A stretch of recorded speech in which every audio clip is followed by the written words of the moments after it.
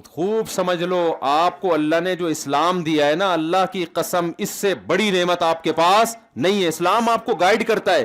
آج جو لوگ ڈپریشن میں جا رہے ہیں, گمراہی کی طرف جا رہے ہیں, اسلام سے آہستہ آہستہ کنارہ کشی اختیار کرنے کی وجہ سے. اسلام آپ کی کنفیوژن دور کر دیتا ہے, ہر چیز میں گائیڈ کرے گا آپ کو, اور دو دو چار کی طرح. اور یہ گائیڈنس چونکہ اللہ کی ہے, لہذا اس میں بحث کا آپشن کیا ہو گیا, بند. اسلام کے علاوہ جب بھی غیر مسلم سے بات کرو نا, ان کے 30 40 سال اچھے اور برے کو ڈیفائن کرنے میں نکل جاتے ہیں. سمجھ میں آ رہی ہے بات؟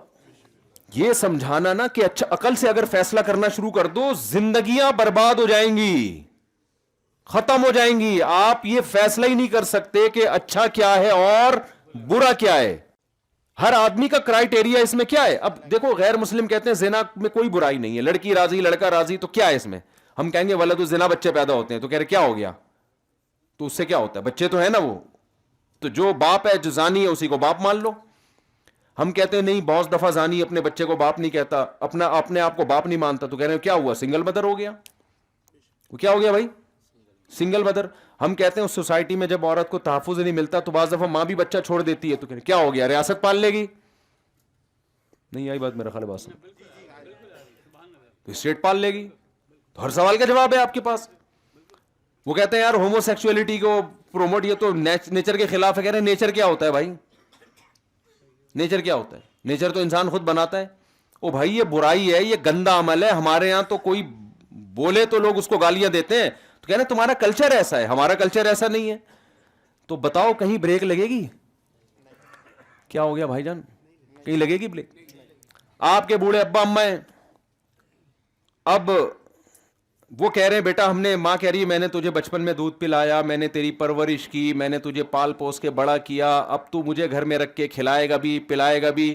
آپ کہیں گے کہ بھائی تو نے مجھے پالا پوسا, یہ تو تیری نیچر ہے. ہر عورت کے دل میں بچے کی محبت ہوتی ہے, اس محبت کی وجہ سے تو نے مجھے پالا, ٹھیک ہے نا. میں نے تو نہیں کہا تھا کہ تو مجھے پال, نہ میں نے یہ کہا تھا کہ تو مجھے پیدا کر. اب وہ تیرا ہیڈک ہے, تو نے کیا کیا. نہیں یہی بات سمجھ میں. لہذا اب میں جوان ہو گیا ہوں, اگر میں بڑھاپے میں تیری خدمت کرتا ہوں تو لائف کو انجوائے کب کروں گا میں؟ بھائی تو 10 سال سے بستر پہ پڑی ہوئی ہے, تو 15 سال سے پڑی ہوئی ہے, میں کہیں جا نہیں سکتا, میں نے تیری, تو بہتر نہیں ہے میں تجھے گورنمنٹ کے حوالے کر دوں, ایدی سینٹر کے حوالے کر دوں, وہ اچھی کیئر کریں گے. گورنمنٹ میری آدھی تنخواہ ٹیکس میں اس لیے تو کاٹتی ہے کہ بوڑھوں کو کھلائے, میں وہاں بھی دوں اور ادھر بھی خرچ کروں. یہ کیا بھائی, تو آپ اولڈ ہاؤس میں رہیں. آپ عقل سے ثابت کر سکتے ہو, آپ جو دلیل دو گے آگے سے وہ والا اس کے خلاف. اتنی آرا سامنے آئیں گی, اتنی رائے سامنے آئیں گی کہ آپ بولو گے بھائی میں نہیں فیصلہ کر سکتا کہ جو بڑھاپے میں والدین کو اولڈ ہاؤس میں رکھتا ہے وہ اچھا ہے کہ برا ہے. یہ تو ہم کہتے ہیں برا ہے, گورا تھوڑی کہتا ہے. اور ذہین ہم زیادہ ہیں یا گورا زیادہ ہے یا نہیں, سمجھا کون جاتا ہے اس دنیا میں ذہین زیادہ؟ بھائی گورا زیادہ سمجھا جاتا ہے نا, اس نے اتنی پنکھے ونکھے بنا دیے, یہ سب کچھ کر دیا, تو ذہین تو وہی سمجھا جاتا ہے. تو جو پڑھی لکھی قوم ہے وہ تو کچھ اور کہہ رہی ہے, وہ کہہ رہی ہیں بوڑھے ماں باپ کو آپ اولڈ ہاؤس میں جمع کراؤ, یہ رانگ نہیں ہے. یہ کوئی اس میں ایکچولی کر کے انہوں نے سب کچھ کر دیا کہ ایکچولی اس سے کچھ نہیں ہوتا, ایکچولی یہ وہ. اب تو وہاں ماں باپ خود کہہ رہے ہوتے ہیں بھائی ہمیں کب جمع کراؤ گے. ہاں ایک جرمنی سے ہمارے ایک دوست آئے, انہوں نے کہا کہ ہم, وہ گورا تھا, دوست تو نہیں تھا, یہ نہیں بن گیا ملاقات کے بعد.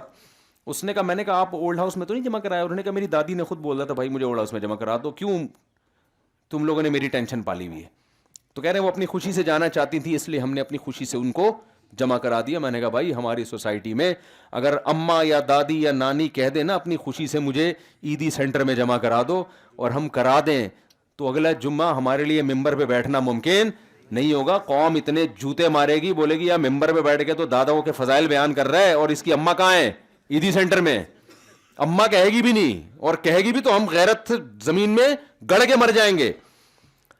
اب بتاؤ ہم صحیح ہیں وہ صحیح ہیں؟ گورا تو کہہ رہا ہے میں صحیح ہوں, ہم کہتے ہیں ہم صحیح ہوں, کہنا تمہارا کلچر ہے اس لیے تمہیں ایسا لگ رہا ہے. اگر کلچر نہیں ہوتا تو یہ کیا تھی یہ چیز, تو یہ نارمل ہے. یہ تو کلچر کی وجہ سے تم ایسا کر رہے ہو, تمہارے یہاں کلچر نہیں ہے. جب بن جائے گا تو ٹھیک ہو جائے گا. بھائی میں انگلش میں بیان تو نہیں کر رہا نا, اردو میں ہی ہے نا, الحمدللہ. اصل میں مسئلہ یہ ہے کہ لوگ آہستہ آہستہ مذہبی پابندیوں سے آزاد ہو رہے ہیں. ان کو یہ نہیں پتا ہے کہ تمہارا انجام کتنا بھیانک ہونے والا ہے. ہر جگہ نا مولوی کو متنازع بنا دیا ہے, مولوی لوگ ایسے, مولوی لوگ ایسے. اس کا مقصد مولویوں سے بغاوت نہیں ہے, مقصد اسلام سے بغاوت ہے. اسلام آپ کی سوسائٹی سے نکل گیا نا, آپ کی بریکیں فیل ہیں, بہت بھیانک انجام ہے پھر آپ کا. میں ایک مثال سے بات سمجھاتا ہوں پھر آگے چلتا ہوں. یہ دفعہ میرا کہیں بیان ہوا کہ دین کے علم کی اور دینی مدارس کی ضرورت کیا ہے سوسائٹی میں. میں نے ان سے کہا وہ سوسائٹی جس میں سب کچھ ہے مولوی نہیں ہے, اور وہ سوسائٹی جس میں کچھ بھی نہیں ہے صرف مولوی ہے, تو دونوں کا فرق دیکھ لو. ہمارے یہاں کرپشن بھی ہے الحمدللہ دبا کے, چور اچکے قسم کے حکمران میجورٹی وہ مسلط ہے ہمارے اوپر, ایسا ہی ہے نا. اور اللہ بھلا کرے آپ کا کوئی نظام ہی نہیں ہے نا, سسٹم ہی نہیں ہے. جو تباہی ہماری سوسائٹی میں, ہمارے ہاں اگر کچھ خیر ہے نا تو صرف مذہب کی وجہ سے ہے, اسلام کی وجہ سے. میں ایک اور آسان مثال سمجھاتا ہوں. یورپ میں ہم گئے, تھائی لینڈ میں بھی ہمارا سفر ہوا. بہت سارے ملکوں میں ہسپتالوں کا نظام بڑا ہی خاندانی ہے, کیونکہ ہم یہاں اپنے گورنمنٹ کے ہسپتال دیکھ کر گئے تھے. ہمارے گورنمنٹ کے تو ہسپتال ہوتے ہیں, تو جس کو مارنا ہو آپ لے جائیں فوراً اس کو, وہاں پہ بیمار کو لے جائیں. پان کی پیکیں اور تکیے, پتہ نہیں کتنے سروں پہ وہ تکیے استعمال ہو رہے ہیں, کس کس کی جوئیں نے وہاں ٹریولنگ کی ہے, اور کس کس کے پسینے وہاں پر نکلے ہیں. بہت ہی عجیب سا ایک منظر ہوتا ہے. اور یعنی کینسر کا جو پیشنٹ ہے نا وہ لائن میں ایسے کھڑا ہوتا ہے جیسے گولا گنڈا لینے کے لیے, گولے گنڈے کی ریڈی پہ جس طرح سے لائن میں لوگ ہوتے ہیں نا, ایسے کینسر والے کا بھی ایسے علاج ہو رہا ہوتا ہے. یہ آپ بتاؤ عوام کا قصور ہے, یہ گورنمنٹ کا قصور ہے, حکومت کا قصور ہے. پھر کہا جاتا ہے فری علاج ہے, لیکن فری وری دو قسم کے خرچے دبا کے ہوتے ہیں. ایک خرچہ تو سچی مچی کی دوائیں ہیں جو آپ کو واقعی ضروری ہیں, ان دواؤں کا الگ خرچہ. اور ایک جو جھوٹی موٹی کی دوائیں ہیں جو ڈاکٹر کے تعلقات ہیں میڈیکل اسٹور والے سے, کیونکہ میڈیکل اسٹور والا ڈاکٹر کا ماموں ہے, تو لہذا وہاں سے ایک الگ کمپنی کی جو دوائیں. اور تیسرا ایک اور خرچہ جو میڈیکل ریپ والے دے رہے ہوتے ہیں کہ ہماری دوا بکوائیں آپ, یہی دوا سستی مل رہی ہے لیکن میڈیکل ریپ والے تھوڑا مہنگی, کیونکہ پھر ڈاکٹروں کو تحفے تحائف ملتے ہیں. تو 3 قسم کے خرچے عوام کی پر ڈالے جاتے ہیں. سمجھ میں آ رہی ہے بات؟ آپ جب جاتے ہیں باہر ملکوں میں, تھائی لینڈ کا ہاسپٹل ایسا خوبصورت, ایسا خاندانی, میں آپ کو بتاؤں ایک صحت مند آدمی کا دل کرے کہ یار کاش میں بیمار ہو کے یہاں لیٹ جاؤں. وہ چائنا میں کسی نے کہا نا کہ چائنا والے دوسری شادی کیوں نہیں کرتے, تو کسی نے کہا ان کو پتا ہے دوسری بھی پہلی کی جیسی شکل کی ملے گی, تو وہ اس لیے نہیں کر رہے ہوتے. یہ بار بار نا ہل رہا ہے اور یہ پیچھے سے مجھے تنگ کر رہا ہے بہت, اس لیے نہیں کرتے. تو اب آپ مجھے بتاؤ, وہاں علاج فری اور اتنا وی آئی پی علاج ہے کہ آپ کی سوچ, لیکن یہ سارا خرچہ کون اٹھا رہی ہے؟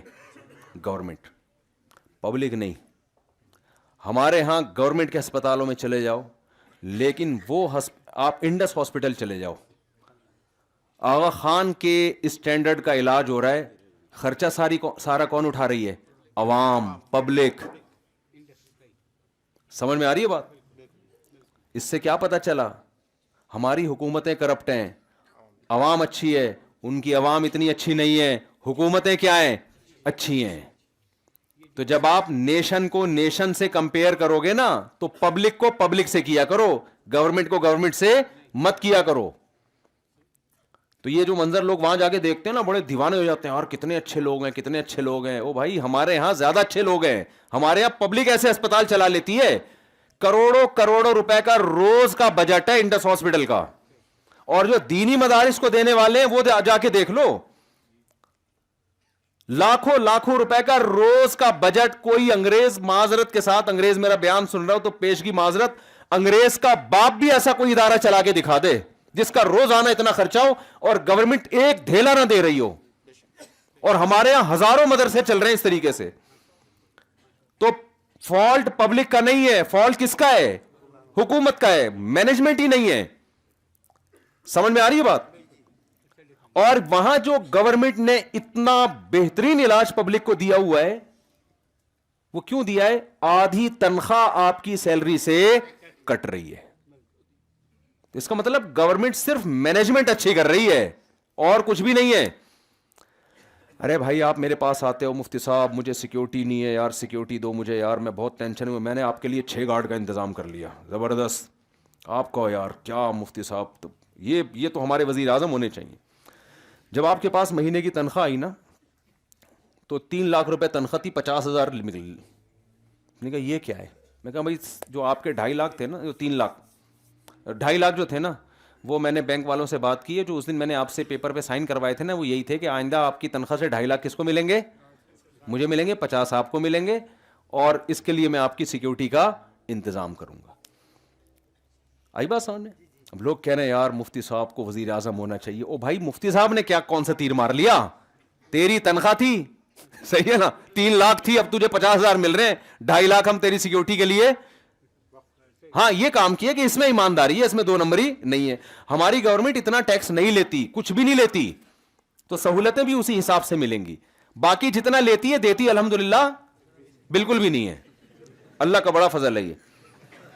तो जितना टैक्स ले रही है ना, वो दे उतना बिल्कुल भी नहीं दे रही। तो सारा फॉल्ट गवर्नमेंट का है, हुकूमत का है। समझते हो क्या नहीं समझते? तो खैर हम अपने असल बात की तरफ आते हैं। तो मैं ये अर्ज कर रहा था मेरे भाई के अच्छाई और बुराई जो है ना, जब तक आप इस्लाम से नहीं सीखोगे, आप सारी जिंदगी किस में रहोगे? कंफ्यूजन में, टेंशन में, कंफ्यूजन में। क्योंकि डिबेट अगर करने पर आ गए ना, तो फिर सिखों की अपनी ये राय है। सिख कहते हैं बाल बढ़ाओ, बगलों के बाल भी बढ़ाओ, ज़ेरे-नाफ बाल भी बढ़ाओ। वो एक अपनी दलील देते हैं। वो कहते हैं कि भाई जब हम पैदा हुए थे तो नेचर तो यही है ना कि बाल जब होते हैं उगने हैं तो उगने दो उनको। मैंने वो बयान किया, एक सिख ने मेरे खिलाफ एक क्लिप रिकॉर्ड करवा दिया कि भाई इस्लाम में जो बालों के सफाई का हुक्म है वो तो इसलिए कि वहाँ पानी वानी का इंतज़ाम अरब के सहराओं में कम इंतज़ाम होता था, तो इसलिए, वरना वगैरह वगैरह भी। मेरा मकसद किसी पे तंज करना नहीं है। तो उनकी अपना एक कॉन्सेप्ट है। एक हिंदू का इंटरव्यू आया था, शुक्र है इंटरव्यू के दौरान सामने को किसी ने मेज रख दी थी। उनका यह था कि हम चूंकि बरहना पैदा होते हैं, तो जो इंसान की नेचर है वो बरहना रह नहीं है। ये कपड़े बाद में आपने ऐड किए, ये नेचुरल नहीं है, तो नेचर से बगावत है। ये जैसे पैदा हुए, जो उन्होंने कहा अगर अल्लाह को लिबास पसंद है, खुदा को, भगवान को, तो कपड़े पहना के पैदा क्यों नहीं किया उसने? तो लेकिन अल्लाह का बड़ा फजल हो गया कि मेज सामने रखी हुई थी, वरना हमें बिल्कुल फितरत का असल हालत में मुशाहिदा करना पड़ता। और जाहिर है फिर नहीं करते मुशाहिदा, फिर ये बात भी आप तक कैसे पहुंचती में। तो अकल इस्तेमाल करोगे भाई, हर आदमी के पास कुछ ना कुछ दलील है। तभी हमारा जो लिबरल तबका है ना, लिबरल तबका, इसको आप देखो, ये सारे अफलातून होते हैं इसमें।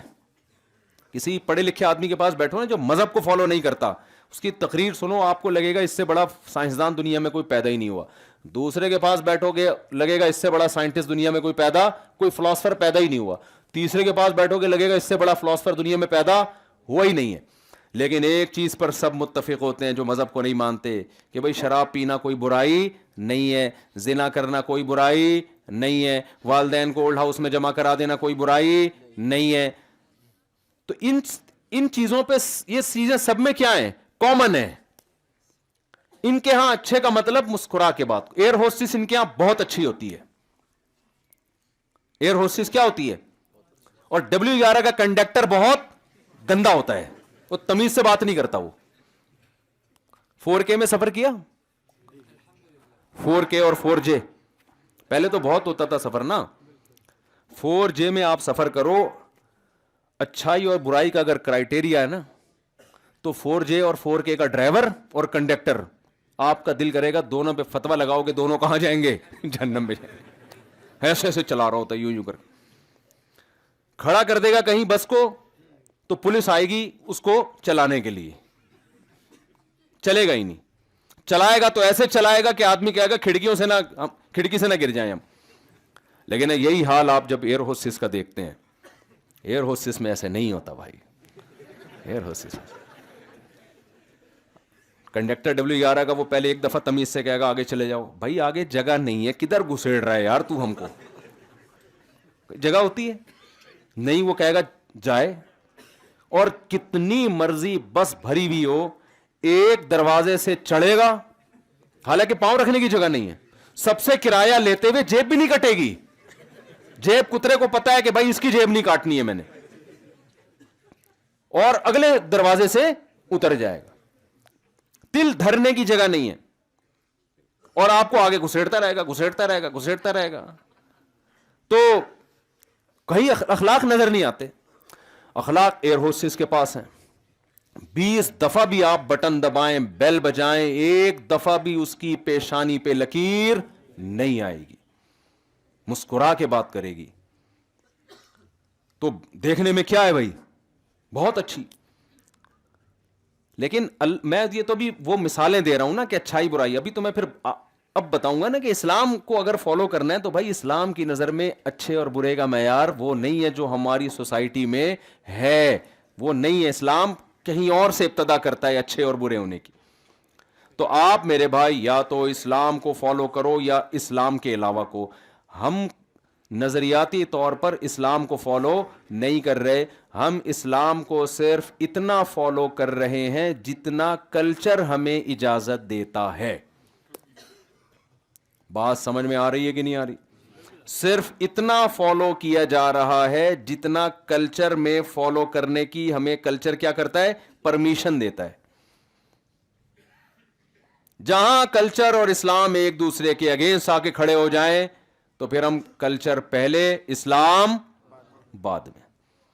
تو ہماری جو بھائی جو محنت ہو رہی ہے وہ یہ سمجھانے کے لیے ہو رہی ہے کہ اسلام کو کلچر پہ فوقیت دو. سمجھ رہے ہو کہ نہیں سمجھ رہے؟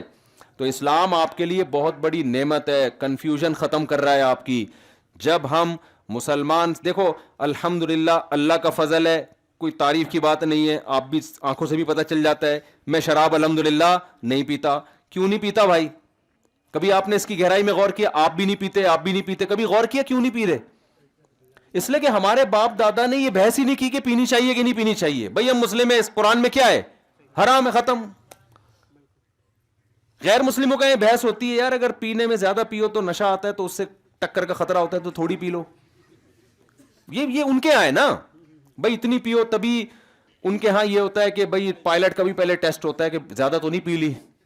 پتا چلا کہ جہاز لے جانا تھا آپ نے, سوئٹزرلینڈ لے کے جانا تھا, اور آپ کوئٹہ میں اتار دیا آپ نے, کراچی میں اتار دیا آپ نے, لاہور میں اتار دیا آپ نے. اب کیا کریں, بہت سے چٹکلے بہت پرانے ہو گئے لیکن بار بار سنانے کا دل کرتا ہے. وہ ایک ٹریول ایجنٹ نے, پاکستان میں پیسے کھاتے ہیں نا ٹریول ایجنٹ, پہلے لانچ کے ذریعے جایا کرتے تھے. تو ایک آدمی نے ٹریول ایجنٹ کو پیسے دیے, بھائی مجھے تو قطر میں اتار دے یا مجھے جو ہے نا عمان میں اتار دے, عمان میں. تو وہ گھما کے نا سمندر میں گوادر پہ اتار دیا اس کو. اب سمندر میں جا کے نہیں پتہ چلتا کہاں رہے, ریگستان پہ اتارا, بولا اب تو خود ہی عمان نکل جا. اب وہ ریگستان میں عمان تلاش کر رہا ہے, یار ہے کدھر. ایک بندہ ملا کہ یار عمان کدھر, اس نے کہا پتہ نہیں, میں تو خود قطر میں گھوم رہا ہوں. اس نے کہا میں کہاں گھوم رہا ہوں. تو ہو سکتا ہے ٹریول ایجنٹ نے زیادہ پی لی ہو, کیا خیال.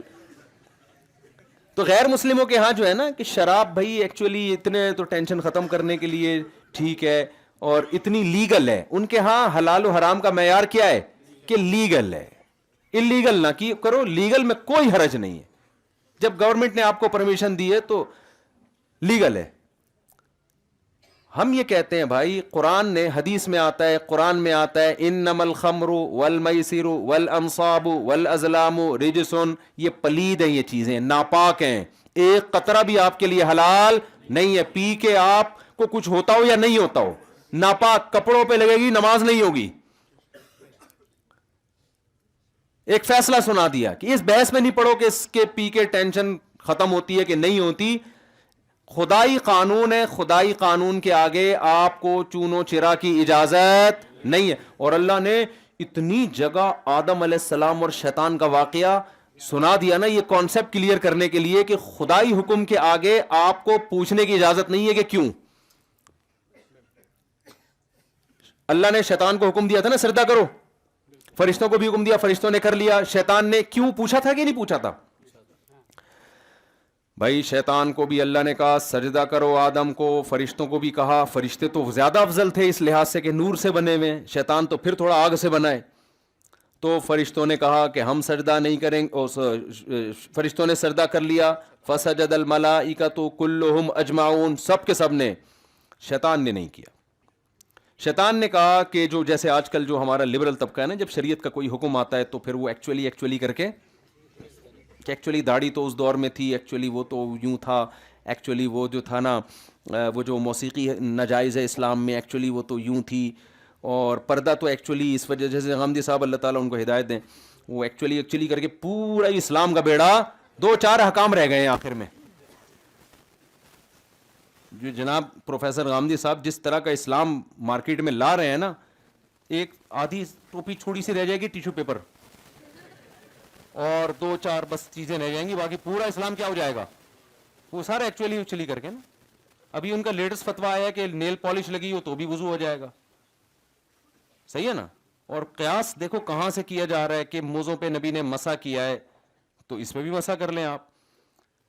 بھئی قیاس کی شرائط ہوتی ہیں، قیاس میں یہ نہیں ہوتا کہ کہیں کی چیز اٹھا کے آپ کہیں لگا دیں، ایسے نہیں ہوتا۔ یہ اصول فقہ جو مدارس میں پڑھایا جاتا ہے نا، اس میں قیاس کی شرطیں بتائی جاتی ہیں کہ قیاس کیسے کیا جاتا ہے، کن صورتوں میں جائز ہے، کن صورتوں میں ناجائز ہے، دلالت النص کیا ہوتا ہے، قیاس کیا ہوتا ہے، پوری ڈیٹیل ایسے ہی، ورنہ تو آپ کہیں کی بھی چیز اٹھا کے کہیں لگا دو آپ کہ جی وہ موزوں پہ جب مسح کیا ہے نبی نے تو موزوں پہ تو 3 انگلیوں سے مسح کیا ہے، یوں کر کے پورے موزے بھی گیلے نہیں کیے، تو کل کوئی پروفیسر اٹھے گا کہے گا کہ نیل پالش پہ آپ مسح بھی پورا ضروری نہیں ہے، ایک ناخن سے بھی یوں کر لیں تو بھی مسح کافی ہے، کیونکہ نبی نے تو 3 انگلیوں سے ساکس پہ مسح، جو چمڑے کے موزے یا اس ٹائپ کے جو بھی موزے ہوتے ہیں ان پہ اس طرح سے مسح، تو کوئی تک نہیں ہے۔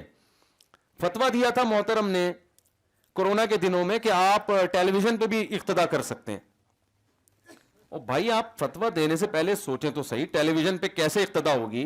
جماعت تو تمام فقہا کا یہ فتویٰ ہے، اجماع ہے کہ صفوں میں اتصال ضروری ہے۔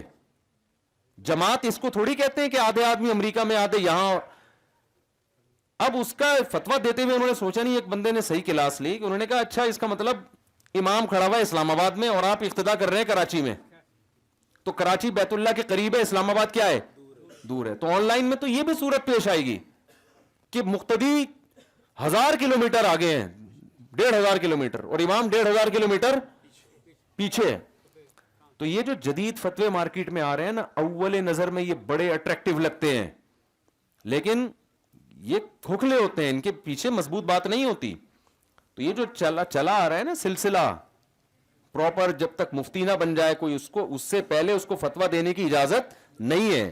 ہر فیلڈ میں ماہرین ہوا کرتے ہیں، اور یہ جو صحابہ کرام کے دور میں شروع میں تو یعنی وہاں بھی ایسا نہیں تھا کہ ہر ایک کو فتویٰ دینے کی اجازت ہو، چند مخصوص صحابہ تھے، پھر ان صحابہ میں ان کے تابعین میں مخصوص لوگ تھے، وہ تو مخصوص طبقہ ہی۔ لوگ کہتے ہیں نا دین پر کوئی اجارہ داری نہیں ہے، یہ مولوی ٹھیکیدار بنے ہوئے ہیں، اجارہ تو ایسے تو میڈیکل سائنس پہ بھی کسی کی اجارہ داری نہیں ہے، لیکن اجارہ داری نہ ہونے کا مطلب یہ ہے کہ جو چاہے ڈاکٹر بن جائے۔ آپ یہ کہیں کہ میڈیکل سائنس پہ کسی کی اجارہ داری نہیں ہے لہذا جو چاہے صحت کے ٹوٹکے بیان کرنا شروع کر دے، یہ غلط ہے۔ اجارہ داری نہیں ہے، جو چاہے ڈاکٹر بن جائے تو بنے ڈاکٹر بھائی جو۔ تو اسی طرح دین پر، علم دین پر کسی کی اجارہ داری نہیں ہے، اس کا صحیح مطلب یہ ہے کہ جو چاہے مفتی بن جائے، لیکن بنے تو صحیح، بنے بغیر فتویٰ دے گا وہ فتویٰ قابل قبول نہیں ہوگا۔ سمجھتے ہو کہ نہیں سمجھتے؟ خیر ہم اپنے ٹاپک کی طرف آتے ہیں۔ کیا لے کے چل رہا تھا یار میں؟ وہ تو چل رہا تھا، یہاں ایک خاص واقعہ بیان کر رہا تھا میں، ہاں وہ پینے کی مثال دے رہا تھا میں۔ دیکھو اسلام نے کیا کہہ دیا کہ شراب کیا ہے؟ اس کے کتنے فائدے ہوئے۔ اگر ایک قطرہ ہم اپنی عقل سے فیصلہ کرتے تو ایک ایک قطرہ پی کے پھر 2 پہ آتے، 2 پھر 4 پہ آتے، 4 پہ پوری پوری بوتلیں چڑھاتے، کتنے بندوں کو ایکسیڈنٹ میں مار دیتے۔ ایک شرابی نے شراب پی ہوئی تھی، فائر بریگیڈیئر میں تھا وہ، فائر بریگیڈ میں تھا وہ، تو آگ لگی کہیں، اس نے پی بھائی، اس نے بولا بیٹا اب تو جب تک انرجی نہیں آئے گی نا پبلک کو بچا نہیں سکوں گا میں۔ اس دن کئی بوتلیں چڑھائیں کہ ایسی کی تیسی، آج تو سب کو، اور گیا 20-25 آدمیوں کو نکال کے باہر لے آیا، اور فخر سے کہہ رہا ہے بتاؤ ایسی قربانی کسی نے دی؟ لوگوں نے کہا کم بخت تو جو فائر بریگیڈ کا عملہ تھا وہ سارا نکال کے لے آیا باہر. تو سمجھ رہے ہیں سارا فائر بریگیڈ کا عملے کو کیا کیا تم نے؟ تو یہ کس کا نقصان ہے؟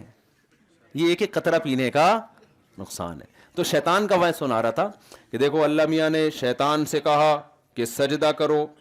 تو جیسے ہمارا لبرل طبقہ ایک دم فوراً ایکچولی پردہ تو اصل میں دل کا ہوتا ہے, آنکھوں کا پردہ نہیں ایکچولی ہے, کیونکہ یہ سو ٹھرکی تھوڑی ہیں. یورپ میں تو اتنی عورتیں آزاد گھوم رہی ہیں, کوئی دیکھتا بھی نہیں ہے, واقعی نہیں دیکھتا. وجہ اس کی یہ ہے کہ وہ اتنے حرام کے ذرائع ہیں کہ ان کو دیکھنے کی ضرورت کیا ہے. تو یہ کوئی خوبی تھوڑی ہے ان لوگوں کی, کوئی دیکھتا نہیں, ان کو دیکھنے کی ضرورت نہیں ہے. جس سوسائٹی میں زنا پر پابندی ہوگی وہاں لوگوں میں شہوانی جذبات بھڑکیں گے. ان کو بھڑکنے کے لیے عورت کو پردہ کرنے کا حکم دیا جائے گا اور نکاح کے راستے کو آسان بنایا جائے گا. آپ اپنی سوسائٹی کو اس سوسائٹی پر کیسے قیاس کر رہے ہو؟ آپ یہاں بھی زنا کو عام کر دو تو پھر پردہ بھی کیا ہو جائے گا, پھر اس تکلف کی ضرورت ہی نہیں رہے گی. تو ہمارے یہاں لبرل طبقہ جو ایکچولی کر رہا ہوتا ہے نا, ایکچولی اصل میں تو وہ یوں تھا, ایکچولی یوں تھا. تو شیطان نے بھی بہت سارے ایکچولی لے کر آیا ہوا تھا. شیطان کو اللہ نے کہا تو نے سجدہ کیوں نہیں کیا؟ شیطان نے کہا ایکچولی بات اصل میں یہ ہے کہ اس کو تو نے مٹی سے بھی نہیں, قرآن کہتا ہے سڑے ہوئے گارے سے, حمئم من صلصال مسنون, جس میں بدبو آ رہی تھی. جیسے ماں کے پیٹ میں جب بچہ بنتا ہے نا, ابتدائی مراحل میں انتہائی بدبودار ہوتا ہے. تو قرآن کہہ رہا ہے ہم نے اس مٹی کو سڑایا ہے. سڑی ہوئی مٹی کو کہتے ہیں ہما, اور مسنون آگے اسی کی تاکید. سڑی ہوئی مٹی کو یعنی مٹی کو ایک ایسے پروسیس سے گزارا کہ اس میں سڑان پیدا ہوئی ہے, اس کے بعد آدم علیہ السلام وجود میں آئے ہیں. تو شیطان نے کہا ایکچولی بات یہ ہے کہ ان کا جو میٹیریل ہے نا جس سے یہ بنائے گئے ہیں وہ اتنا اچھا نہیں ہے کہ میں جو آگ سے بنا ہوا جس میں اسمیل نہیں ہوتی, بدبو نہیں ہوتی, دھوئیں میں تو ہوتی ہے, تو جس چیز کی دھواں ہے اس میں, آگ میں تو بذات خود نہیں ہوتی نا. تو ایکچولی میری کھوپڑی میں یہ چیز آ نہیں رہی ہے کہ میں اس سے پہلے بھی ہوں, عبادت گزار بھی ہوں, اور یہ زمین میں اس کی آل اولاد فساد بھی کرے گی, اور میں اس کو سر جھکاؤں. ایکچولی بات یہ ہے کہ یہ چیز میری سمجھ میں, میری کامن سینس میں بالکل بھی نہیں آتی. تو اللہ میاں کو بھی چاہیے تھا کہ شیطان کو دلائل سے جواب دیتے. کیا خیال ہے؟ ہم ہوتے تو ہم اللہ میاں کو کہتے, مشورہ دیتے کہ اللہ آپ دلائل سے شیطان کو سمجھائیں کہ بھائی بات اصل, یہ اللہ ہمارے ذمہ لگا دیتے کہ تم بتا دو. ہم شیطان کو کیا کہتے ہیں, ایکسکیوز می سر, بات یہ ہے کہ تھوڑی بات سمجھنے کی کوشش کریں. بات اصل میں یہ ہے کہ ٹھیک ہے آپ آگ سے بنے, یہ سڑے ہوئے گارے سے بنا, لیکن خدا کے آپ پر احسانات اتنے زیادہ ہیں. اللہ نے آپ کو بنایا نا آگ سے, آپ خود سے تھوڑی بنے ہو. تو جس اللہ نے بنایا ہے بھائی, جب وہی آرڈر دے رہا ہے تو پھر اس کے آرڈر کے مقابلے میں آپ یہ کیوں ایکچولی لگا کے رکھا ہوا ہے آپ نے؟ شیطان آگے سے جواب دیتا کہ میں مانتا ہوں اللہ نے بنایا, لیکن جب اللہ کو مجھے اس کو سجدہ ہی کروانا تھا تو مجھے بھی مٹی سے بنا دیتا. بتاؤ قیامت تک کسی کا باپ بھی اس عقدے کو حل کر سکتا تھا؟ آپ کا ایکچولی وہ دو ایکچولی لگا دیتا, ایکسکیوز می لگاتے, وہ اس کے بعد ہوتا پھڈا, ہاتھا پائی, لڑائی, جنگ, توپے, بم, یہ نتیجہ نکلتا آخر میں. دلائل سے دنیا میں ہر آدمی بات کو نہیں سمجھتا. دلائل کی دنیا میں چھوڑ دو گے پاگل ہو جاؤ گے. کسی حد تک تو دلائل چلتے ہیں, اس کے بعد اپنی عقل کے گھوڑے وہ ان کو لگام دینی پڑتی ہے کہ بس بھائی آگے نہیں, اس سے آگے جانے کی اجازت نہیں ہے. وہ کیا ہے, جب انسانوں میں آپس میں ڈیبیٹ ہوگی دلائل کے انبار لگا دو, جہاں خدا کا معاملہ آئے گا وہاں اپنی عقل کو بچھا دیا جائے گا زمین پہ. بھائی خدا نے کہہ دیا بس, اللہ سے آگے ہماری عقل نہیں ہو سکتی. تو یہ ہم لوگوں کو بے وقوفی کی ترغیب نہیں دے رہے کہ عقل استعمال ہی نہ کرو. ہم کہتے ہیں انسان کوئی فلسفہ لے کر آتا ہے, آپ بھی ایک فلسفہ پیش کرو. انسان کوئی بات کرتا ہے, آپ بھی دلائل کی دنیا میں رد کرو. جہاں بات اللہ کی آئے گی, گاڈ کی آئے گی, گاڈ نے کہہ دیا, اب آگے بحث کا آپشن آپ کے پاس ختم ہو گیا ہے. تو اللہ میاں نے شیطان کو دلائل نہیں سمجھائے کہ نہیں یہ تو یوں ہے تو یوں ہے, دیکھ میں نے تجھے. اللہ میاں نے شیطان کو کیا کہا, فخرج منہا انکا رجیم. تیری جو دلیل ہے نا کہ میں انا خیر منہ, اللہ یہ نہیں کہا کہ نہیں تو خیر نہیں ہے, تو بدتر ہے, خیر تو آدم ہے, یہ کچھ بھی نہیں اللہ نے کہا. اللہ میاں نے اس کو یہ کہا کہ تو یہاں سے نکل جا. وَإِنَّ عَلَيْكَ لَعْنَتِي إِلَى يَوْمِ الدِّينِ، روز جزا تک میری لعنت تجھ پہ پڑتی رہے گی۔ شیطان کو چاہیے تھا جب خدا کو اس غضب کی حالت میں دیکھا تو اپنی بات سے رجوع کرتا، لیکن شیطان کا جو لبرل پنا ہے نا، جو اس کو پڑھا لکھا ہونے کا جو ایک ناز تھا کہ میں پڑھا لکھا ہوں اور میں کیوں خدا کی بات مانوں، اس تکبر نے اس کو کیا کر دیا؟ ہلاک۔ جب دیکھا کہ اللہ غضب میں آ کے نکال رہا ہے، دیکھو ایک بیٹا باپ کے سامنے اونچی آواز سے بات کرتا ہے، باپ کہتا ہے بیٹا جو بھی ہے اپنی آواز کیا کرو پست، بیٹا جواب میں کہتا ہے کہ میں بات صحیح کر رہا ہوں، مجھے کوئی نہیں روک سکتا، تو باپ بعض دفعہ غصے میں آتا ہے اور تھپڑ لگا دیتا ہے، یہ کہتا ہے نکل جائے یہاں سے۔ عقل مند بیٹا ہوگا کہے گا یار ابا کو آج میں نے زیادہ غصہ دلا دیا، اب اس بحث میں پڑے بغیر کہ صحیح کون ہے غلط کون ہے، اب کیا کرو ابا کو منانے کی کوشش۔ لیکن متکبر فرعون کیا ہوگا؟ وہ باپ کے سامنے یا ماں کے سامنے تواضع کے بجائے اور زیادہ اکڑ دکھائے گا، جو کہ مارکیٹ میں آج کل چل رہا ہے۔ باس کے سامنے یہ جھکے ہوئے ہوتے ہیں ماشاءاللہ۔ کسی کا تکبر ٹوٹتا ہوا دیکھنا ہونا اپنے باس کے سامنے دیکھ لیا کرو، وہاں نہیں آتا کہ میں غصے میں آپ سے باہر ہو جاتا ہوں، میں غصے میں یوں ہو جاتا ہوں۔ جس سے آپ کا کوئی نفع وابستہ ہے نا، اس کے سامنے بلڈ پریشر کبھی ہائی ہی نہیں ہوتا ہے، اگر ہوگا بھی تو زندگی میں ایک دفعہ، پھر جب اس کا نقصان ہوگا نا تو دوبارہ کبھی نہیں ہوگا۔ یہ سارے ابا اماں اور یہ بھائی اور بہنوں یہی چل رہے ہیں آج کل، ان کے سامنے ساری ٹرک، بیوی کو تھپڑ 6 تھپڑ کھینچ کے لگا دیے، بیوی کو ڈانٹا تو بیگم صاحبہ نے آگے سے رپلائی کر دیا۔ ایک لطیفہ سنا دوں، حضرت فیروز میمن صاحب کا پیش کردہ لطیفہ ہے۔ 2 دوست ملے، انہوں نے کہا آج کل تیری کیسی گزر رہی ہے گھر میں نا؟ تو ایک دوست تھا اس کی اچھی نہیں گزر رہی تھی، وہ بیوی کا غلام بنا ہوا تھا بیچارہ، لیکن اس نے کہا اگر میں یوں بتاؤں گا میں غلام بنا ہوں تو میری بےزتی ہوگی، تو بتاؤ اس اسٹائل سے کہ وہ بےزتی نہ ہو۔ تو اس نے کہا یار بس میں جب صبح اٹھتا ہوں تو میں ناشتہ میں خود بناتا ہوں، اس کا فائدہ یہ ہوتا ہے کہ اپنی مرضی کا ناشتہ ہوتا ہے، تو چائے بھی میری مرضی کی ہوتی ہے، ٹائم بھی میری مرضی کا، تو مجھے فائدہ ہوتا ہے۔ تو پھر جب میں بنا ہی لیتا ہوں تو میں کہتا ہوں چلو بیگم کو بھی کھلا دو، تو اس کے دل میں محبت پیدا ہو جاتی ہے، تو اللہ کا بڑا فضل ہے۔ پھر شام کو آتا ہوں تو چائے تو میں اپنے ہاتھ کی پیتا ہوں، تو اس لیے میں ایک کے بجائے پھر 2 کپ بنا دیتا ہوں کہ چلو یار۔ رات کا کھانا میں صرف اس لیے بناتا ہوں کہ برتن بھی تو وہ دھوتی ہے نا میرے ساتھ، تو چلو یار کھانے میں ہاتھ اس کے ساتھ بٹا دوں، تو اللہ کا بڑا فضل ہے، بڑی اچھی گزر رہی ہے۔ اب تو سنا تیری کیسے گزر رہی ہے؟ اس نے کہا میری بھی ایسی کتوں کی طرح گزر رہی ہے جیسے تیری گزر رہی ہے، لیکن مجھے ایسے بتانا نہیں آتا نہیں آتا جس طرح تجھے آتا ہے۔ تو شیطان نے، اللہ میاں نے بھی شیطان کو آگے سے مزید دلائل نہیں دیے۔ ان علیک لعنتی، دفع ہو جا یہاں سے، نکل جا۔ اب شیطان کو دیکھیں، بھائی تو نکل جا یہاں سے، بعد میں توبہ کر لینا، جب تیرا بعض دفعہ آدمی غصے میں ہوتا ہے نا، تو چل بھائی تو تھوڑا سا سیاست سے کام لے لے، چلا جا، بعد میں اللہ کو منا لینا۔ شیطان بھی تکبر میں، اس نے کہا کہ اس آدم کی وجہ سے مجھے نکالا ہے، ٹھیک ہے میں جہنم میں جانا مجھے قبول ہے، اس کو بھی لے کے جاؤں گا، اور مجھے تو قیامت تک کے لیے زندگی دے دے۔ کتنی غلط چیز مانگ رہا ہے نا اپنے لیے، غلط چیز مانگ رہا ہے نا بھائی۔ تو حسد کی آگ میں ان کا نقصان کرنا اپنا کیوں کر رہا ہے؟ بات سمجھ میں آ رہی ہے کہ نہیں آ رہی ہے؟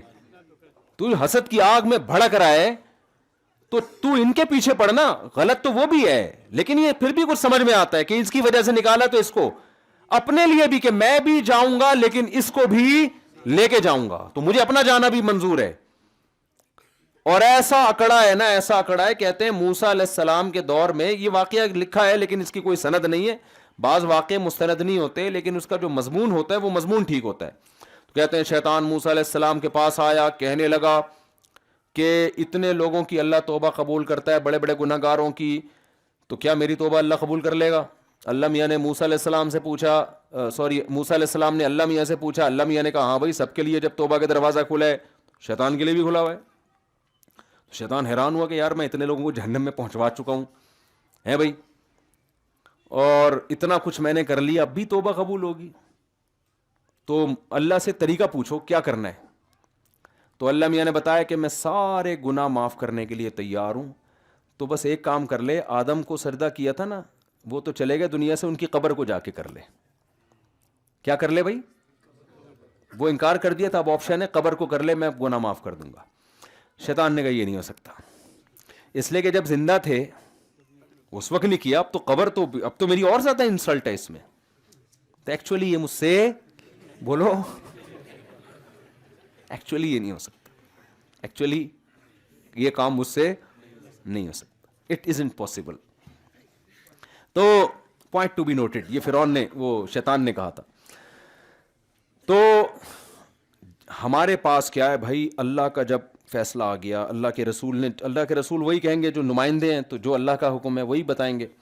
تو جب آ گیا تو مسلمان کے پاس اب صحیح اور غلط میں فرق کرنے کی ٹینشن سے کیا ہو گئی؟ جان چھوڑ گئی. یہ بہت بڑی مصیبت سے اللہ نے بچا لی ہے. آپ اس کو ہلکا سمجھ رہے ہو. جن کے کانسیپٹ کلیئر نہیں ہے نا، ساری زندگی ان کی ڈپریشن میں، اسٹریس میں گزرتی ہے. صحیح کیا ہے غلط کیا ہے، پاگلوں کی طرح زندگی گزار رہے ہیں. قرآن نے ان کے بھی نقشے کھینچے ہیں، اس مثال پہ جاؤں گا تو بات بہت لمبی ہو جائے گی. تو اب میرے بھائی جب اللہ نے کلیئر کر دیا ہمیں، تو اب جیسے جیسے اللہ رسول کہہ رہے ہیں نا، مان لو کہ یہی ٹھیک ہے، باقی سب کیا ہے؟ بولو غلط.